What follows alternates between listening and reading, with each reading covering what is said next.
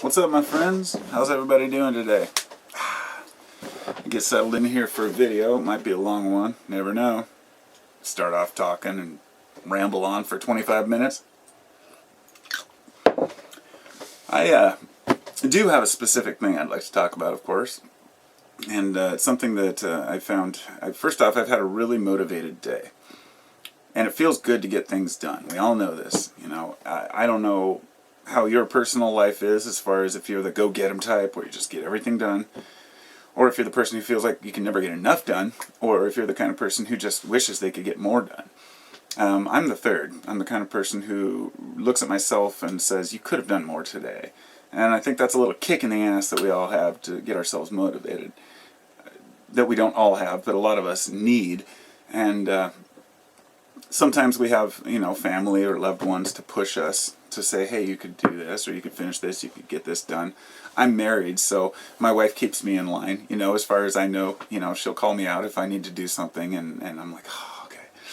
And that's just, that's a balanced relationship where, you try to help each other. Not the kind of thing where you're scolding or scathing at each other, but for those who aren't married or don't have a significant other, or any real family, you might not have anybody pushing you to go farther, to do more, or you might not even want to, and whatever it may be. The other day I got a few things done. It started with cleaning up, and then I ended up cleaning under the cars and started working on cars. This morning I had this muffler that popped off and broke right at the engine, and I didn't know what to do. Took it down to the muffler shop and ended up talking to the guys, and he's like, yeah, my guy's just leaving for the weekend, he's going on a date tonight. He was just about to leave. He's like, well, how are you paying? And I was like, well, it's cheapest, of course, cash. And he's like, $60, and then it'll give him some money for his date tonight. Paid him cash, done, in and out in 15 minutes. It was just wonderful. The kind of thing that if you take it to another shop, it would have cost a fortune. But got that done, came home, then went to the bank, opened up my account for my Carpos Botanicals business, which I should have done a year ago.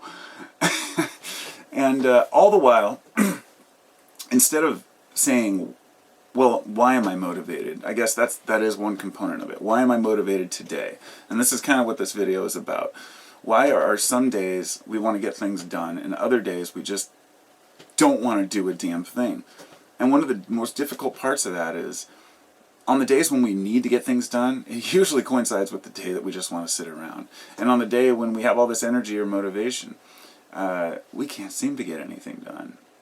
Or can't seem to find anything that needs to get done, or there's nothing to do. So we might get off on menial tasks or something. Of course, there's always something to do. But what inspired me to make this video was I was thinking about the difference between energy and motivation. They're hugely different things. For example, people who take kratom might take it for motivation, or they might take it for energy. But kratom itself is not going to give you motivation. In other words, if somebody takes kratom because they need to work and get things done, that's fine and dandy. The same thing with, I guess, you could take the extreme route and say if a person did a line of meth, they will find something to do. But if there's nothing to get done, they might dig through drawers and just do mindless stuff. But it's hard to get motivated not to do things, but to do the things you need to get done. And this leads me to an interesting point. And I think it was about probably 20 years ago or so now. I was stressed out, and I think it was my mom gave me a couple Valium, and that was my first time taking it. And Valium for me, it took the anxiety away, of course, but there was something more to it. It wasn't just that I was motivated that day. It was that I was motivated the next day, heavily. Now, yesterday, before we went to the fair last night, and I had a couple of Xanax that I'd had sitting around for a day when I needed to relax a little. And I was feeling a little anxious due to a couple of I don't know what it was in particular. Nothing in particular, I guess, but I just didn't feel like going to the fair. Let's put it that way. I don't like big crowds at the fair or waiting in line, but you do it for the family, for the kids. And so I took a couple Xanax, and I felt completely content, motivated, in touch and in tune, and I found myself wanting to talk to people, meet people, and that's something that, while you may see me making my videos and think I'm this talkative person who goes out and makes conversation with everybody, well, that's true to an extent, but I still feel a little awkward. I have a small amount of social anxiety, like everyone does. It's hard for me sometimes to look up and look everybody in the eye and say, hey, how you doing? I'm just not that kind of person. I can seem maybe like I'm sad sometimes when I'm not, but I'm really thinking. I do a lot of thinking. And so it doesn't matter what I'm doing. If I'm feeling out of form, I'm thinking about something else. Today when I was doing the bank account, I was sitting there with the banker, and I had this philosophy going in my head about work and priorities and all these things. And so to break away from that thinking part, the philosophy part, and just use the motivation, I guess, I'm finding they're totally different things. So anyway, to back up a little bit, over the years, from the first time I took Valium, I've taken it countless times. I mean, I would buy, a big bottle of a couple hundred and just take a couple each day. During the time when I took it, they would help me greatly. The reason why I stopped taking benzodiazepines, or anxiolytics in general, is because of the obvious factors. One, they're very addictive. Two, they can change your brain chemistry to the point where if you're using an SSRI, I'm not going to get into the details, but your brain may fail to produce its own serotonin down the line. Or it's the reason why you don't just stop taking something cold turkey. So I have this idea that I don't want to take anything that if I run out of it, I'm going to go through crazy withdrawals. And but it was more than that. It's that I didn't want to rely on a synthetic compound to make me feel good. So anyway, a couple of years ago, I stopped taking Valium. I mean, I never took it long term. It would be like I'd buy some, take it for a week or so, and then not have any for months, and then get some again.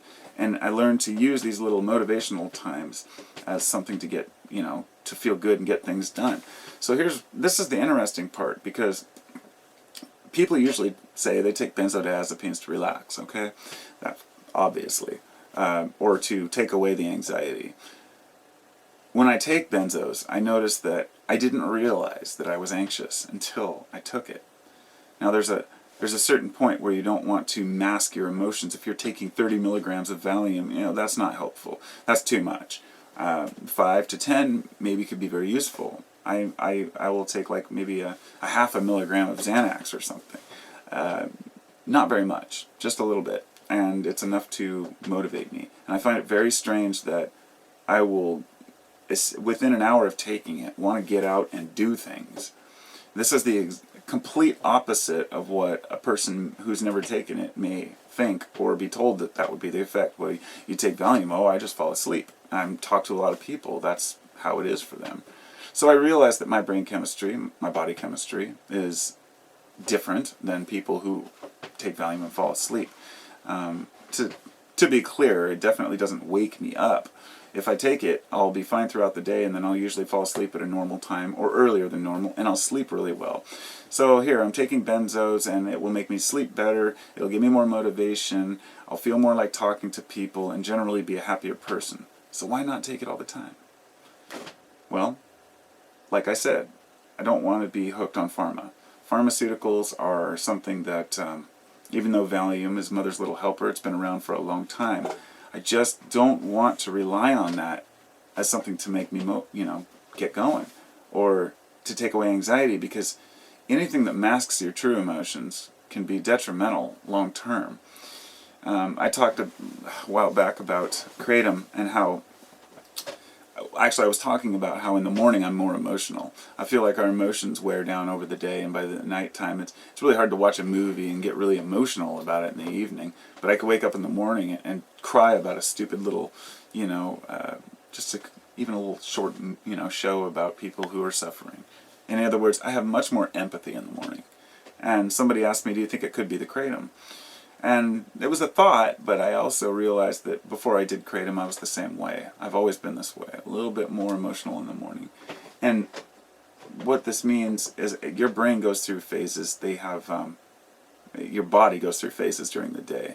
I believe in traditional Eastern medicine, what they call the Ayurvedic medicine. There are, I think it's pitta, kapha, and kapha, or something like that. There's like 3 different body types, but there's also 3 different sessions of the day, or sections that the day waking hours are divided into. And the morning is for like lungs, and then the afternoon is for stomach or whatnot, and then the evening has its own things. And I think what they were trying to get at is that they realized that the humans change their emotion throughout the day and the way that we deal with things. And I think this is a really important factor for us all to realize, because if that's true, of course, in the morning you're waking up and by night you're tired. Those are different feelings. So take everything in between and assume you're going to feel different if you do something at noon than if you do it at 5 p.m. But utilize the things that work for you. Utilize the times of day that you've found you want to do something. And if you feel motivated out of the blue, use that and find something to do with it, have a project. Or I guess I'm telling myself that, but hoping to share this with other people who might have the same problem. So we utilize the moment that we have and do it when we can. If you wake up and you feel like you want to get things done one day, you make plans, and you wake up, you don't feel like it, then, don't, if you don't have to. You don't torture yourself. This is one of the reasons why I have a hard time making plans. I really don't like plans.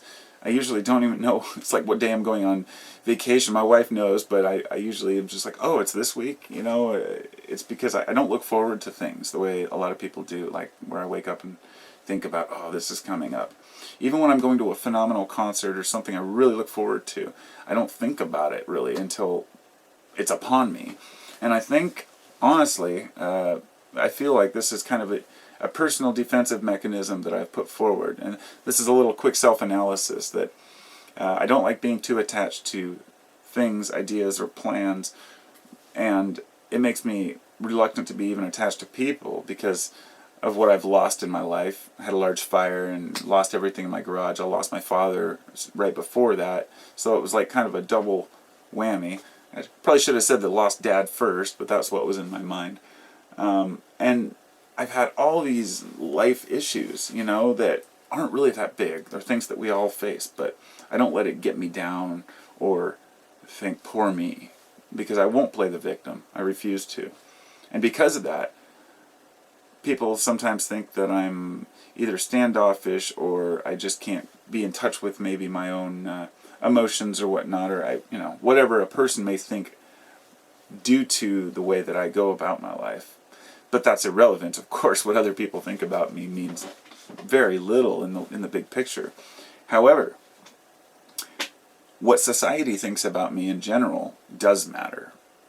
Not because I have to prove anything, or because I feel like I'm obligated to perform some particular feat of humanity, but because when we look around at the consensus of people, we get a better idea than if we just get one opinion.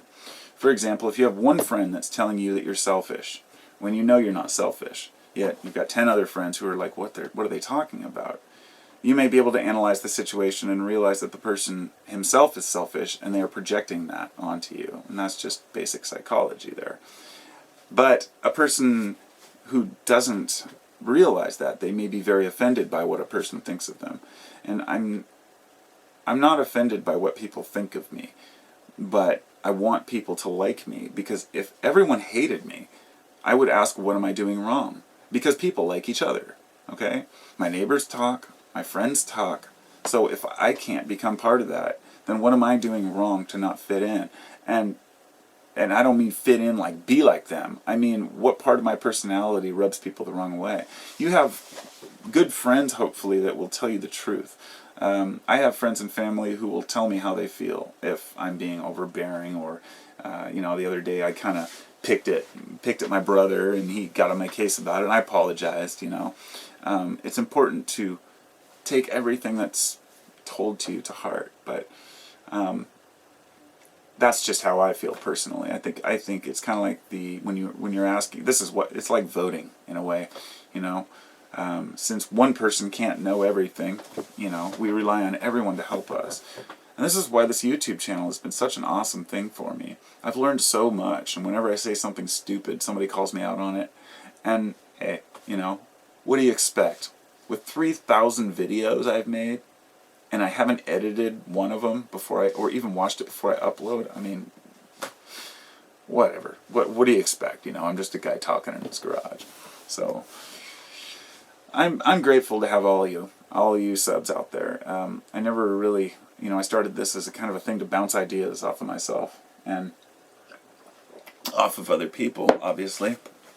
And I know a lot of my subs don't comment. I've had people who send me maybe a message privately and say, hey, I don't comment on your channel because I don't like exposing myself or whatnot. And I totally can sympathize with people who don't want to be picked on, because the whole internet world that we've come into, I mean, I've watched this from the 80s when I was 12, and then when we had those crappy little computers like the Commodore 64, or wait, no, well, there's that one, but there was I had an old, like an Atari 2600 from 1984, and it had like the Olympics thing on the box and whatnot. And then, fast forward 10 years later, and I get my first internet connection, dial-up, and start to make connections, start to see blogs, and start to see what other people really think. The internet has given us a way to see the real world, not the fake world, if you're willing to sort through the nonsense. If you're really willing to listen to the individuals and go to the very obscure blogs and realize that just because you see something in one area doesn't mean that's how people feel. That's not just the consensus. That might be a biased website or whatnot. But I was looking over here. I've got this guy. This is Ashes. He wants to say what's up. He's a OG pound puppy. And that's why I was thinking of the 80s. This guy's sitting here and he's like perfect. I've had this thing since 85. 31 years I've had this damn pound puppy. And my brother and I each got one when I was 10 and he was 7. And mine was named Ashes, and he named him Coco. And I went online and I found an eBay auction for one like he had and sent it to him. And it was pretty funny because, we're trying to, I don't know, sharing things, just the ability to share something really quickly, instantly online, has really changed the way that we're perceived, not just the world, but ourselves. And we're able to see ourselves and the truth about ourselves. And dare I say, we don't want to compare ourselves to other people as to what we should be doing as individuals, okay? And I mean that like wholeheartedly. There may very well be, you may have a lot of conflict and chaos in your life if you choose to live the way you want to live. You will have people maybe tell you you're irresponsible. Maybe family tells you, hey, I want you to go to college. I want you to do something with your life. I want you to make money and not make the same mistake I made. And then the kid might tell their parents, but I don't want to make money. And then the parent would say, but you might later. And both of them are right. It was like when I said it was a couple years back, and somebody said, hey, do you have a college fund for your kids? And I said, no. If they become of college age and they choose to go to college, they can raise the funds themselves. I didn't really say it quite like that, but in a way that I don't have the extra money to set aside for a college fund. Even if I did, I understand economics enough to know inflation would just annihilate it. But there are certain programs you can use to put money away. But I said, I don't even know what the future of school is. I'm making the best decision I can based on what I know. But at the same time, to some people, education is very, very important. And it got me thinking about how much things have changed. A professor, they had their textbooks. They would teach you certain things. You couldn't get that information from the internet or walking around. Most people go to school now not just for the information, but for a structured environment to learn the information, and then the paperwork that goes along with saying, yes, I know this. And I see the future changing for people in the sense that if you can prove you know what you know, you'll be able to find a job.